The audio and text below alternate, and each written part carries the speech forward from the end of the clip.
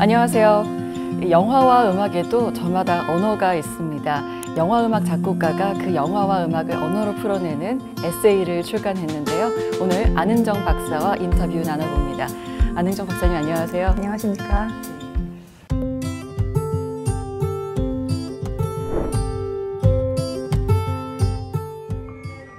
영화 로마의 사운드는 관객이 멕시코 로마에 있는 것 같은 착각을 준다.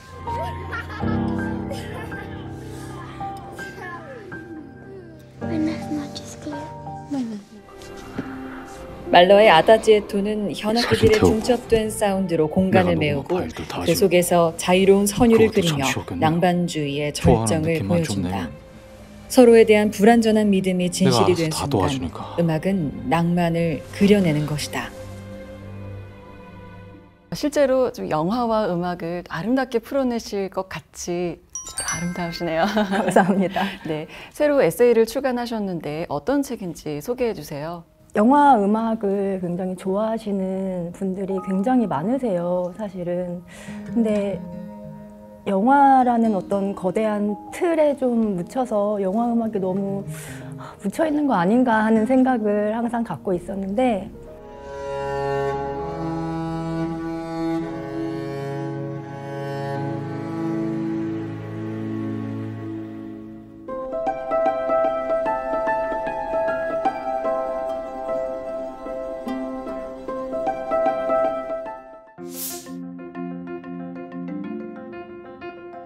좀 정리를 한번 해보면 어떨까 하는 생각으로 출발을 했었어요. 그래서 영화 음악에 대한 이야기를 하고 그리고 관심 있는 모든 분들이 조금 소통할 수 있는 그런 이야기들을 나눠보면 어떨까 하는 생각으로 출발을 했습니다. 그동안 해오신 작업을 보면 장르를 넘나들면서 해오셨어요.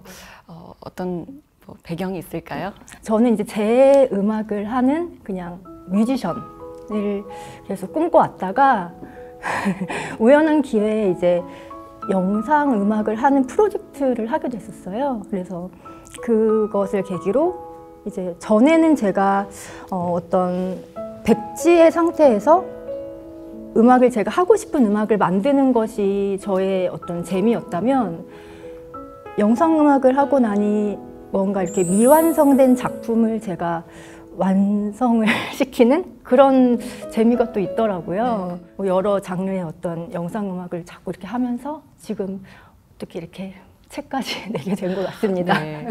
영상 음악하고 또 영화에 쓰이는 음악이라 그러면 많은 분들은 배경음악으로 생각하는 네네. 경우가 많을 것 같아요. 네네. 근데 또 그 하나만 들어보면 정말 분위기가 어우러지기도 하고 장르 하나로서의 특성도 있을 것 같은데 또 모르는 분들을 위해서 영상 음악이 어떤 건지 짧게 소개 부탁드릴게요. 영상 음악이라는 분야가 굉장히 방대해요. 그래서 물론 방송에서 나오는 영상 같은 경우는 배경음악으로 분위기를 채우거나 공간을 채우거나 하는 그런 분야인데 사실 영화 음악은 거기에서 조금 더 뭐랄까 예술적인 어떤 그 연출 감독과의 교감도 필요하고 또 제 책의 제목처럼 뭔가 이렇게 음악으로서의 어떤 메시지를 전달해야 하는 그런 임무도 사실 있거든요. 그러다 보니까 조금 더 좀 예술적인 작품으로 이해를 하시면 되지 않을까 하는 네. 네, 거기에 담겨있는 언어와 메시지들을 또 에세이로 쉽게 풀어주셨는데 풀어주신 작품들 보면 한 20여 편 정도 돼요. 네네네. 그래서 간단하게 어떤 것들이 있을까요? 저는 이제 20편 정도의 영화를 썼는데요. 사실 제가 그 영화들을 선별을 할 때 굉장히 영화보다는 음악에 집중을 해서 선별한 작품들이에요. 그래서 음악이 좋은 영화.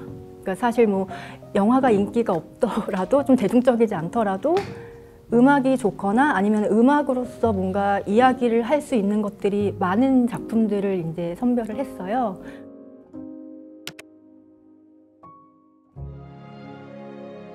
어떻게 이제 메시지가 영화 어우러진다고 볼 수 있을까요? 한스 지머는 이제 그 제 책의 목록 중에서 덩케르크라는 작품을 했어요. 근데 그 영화는 사실 전쟁 영화거든요. 이전에 어떤 전쟁 영화의 서사 경우에는 굉장히 뭐 당연히 전쟁 영화니까 스펙터클하고 뭐 다이나믹한 어떤 그런 음악으로 좀 풀어가는 경향이 일반적인데, 이번에 그 덩케르크라는 영화에서는 그런 어떤 심리적인 전쟁에서의 긴장이나 공포, 뭐 불안 이런 거를 표현하기 위해서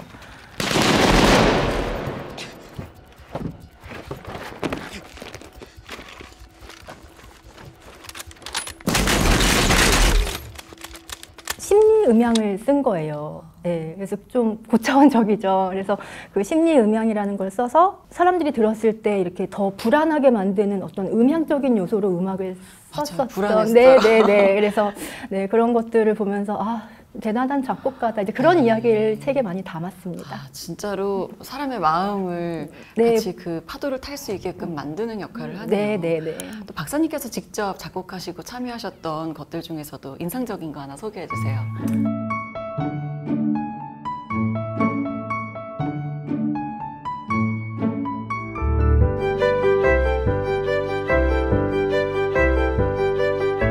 다큐멘터리를 굉장히 좋아해요, 장르 중에서. 왜냐면 아무래도 실제 이야기고 제가 그런 것들의 이야기를 바라볼 때 나오는 어떤 감성이 좀 음악에 잘 담기는 것 같아서 주로 다큐멘터리 작업을 많이 했었고요. 영화 같은 경우에는 주로 이제 사운드 장르를 많이 했기 때문에 네. 사실 영화는 하나하나 다 기억에 남지 않는 게 없는 것 같고요. 와, 네. 또 대중들은 영화를 이렇게 잘 만들고 어쩜 이렇게 음악을 선택을 잘했을까 하다 보면 그런 궁금증이 있으실 것 같아요. 영화 제작 과정에서 영화 음악이라는 게 어떻게 개입되고 얹혀지는지. 사실 이 작업하는 방식은 음악 감독님들마다 천차만별입니다. 이미 이제 촬영된 것들이 이제 붙어서 나오는 그런 그림을 보고서 작업을 하는 게 사실은 가장 안정적이고 좋은 방식이긴 해요. 근데 아무래도 영화라는 작업은 기한이 정해져 있는 작업이다 보니까 촬영을 하고 난 이후부터는 사실 굉장히 급박하게 시간이 좀 이루어집니다. 근데 이 음악은 창작 분야다 보니까 아무래도 그런 압박과 되게 밀접하게 관련이 있잖아요. 그러다 보니까 보통은 감독님들이 뒤에서도 작업을 하지만 이미 이제 시나리오를 미리 보시고서 씬과 컷의 이미지를 다 그리시고 작업을 미리 좀 해놓으시고 준비를 하는 경우도 많고요. 또 뭐 어떤 감독님들은 촬영장에 가서 이제 촬영하는 모습을 이미 보시고 대략적인 우리 테마 음악이라고 하죠, 영화에서. 그런 것들은 이제 스케치를 해놓으시고 준비해 놓으시는 분들도 계시고 굉장히 천차만별입니다. 그럼 그 와중에 박사님만의 또 작곡과 참여 루틴은 어떻게 되세요? 저는 이제 미리 조금 시나리오를 보면서 작업을 해두는 편이고, 그리고 웬만하면은 조금 감독님들과의 어떤 소통을 많이 열어두고 많이 수정을 할 생각을 하고서 미리 작업을 하는 스타일입니다.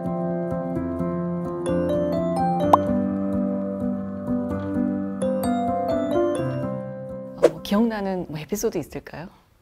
항상 뭐 저희의 고민은 아까 말씀해주신 뭐 한스 짐머 같은 그런 훌륭한 작곡가들의 어떤 역량을 조금 따라하고 싶다, 배우고 싶다, 그런 것들을 한번 시도해보는 것? 그런 것들일 수 있을 것 같습니다. 나름대로 좋은 작품을 만나는 것도 그럼요. 영화 음악을 작곡하시는 분들에게 또 중요한 요소기도 네, 하네요. 그럼요.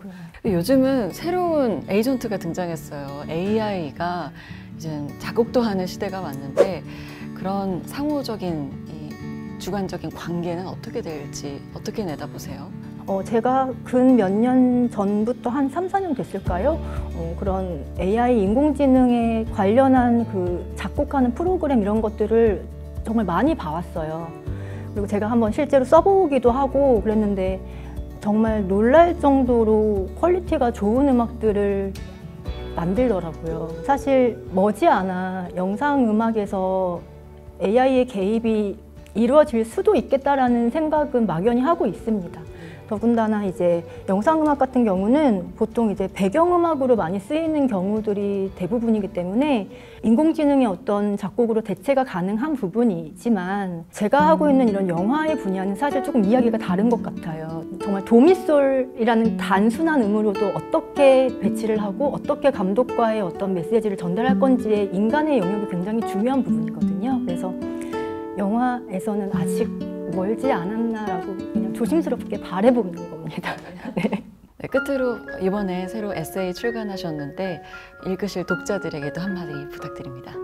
제 책은 이제 영화 음악에 대한 이야기를 아주 대중적으로 쉽게 풀어서 만든 책이기 때문에 네, 그런 책들을 보면서 이제 독자들께서 영화에 대한 이해 그리고 음악에 대한 이해 이런 것들을 잘 기억하시고 다시 영화를 보실 때 좀 더 깊게 그리고 재미있게 풍성하게 영화를 감상하실 수 있는데 도움이 되셨으면 합니다. 오늘 말씀 고맙습니다. 네.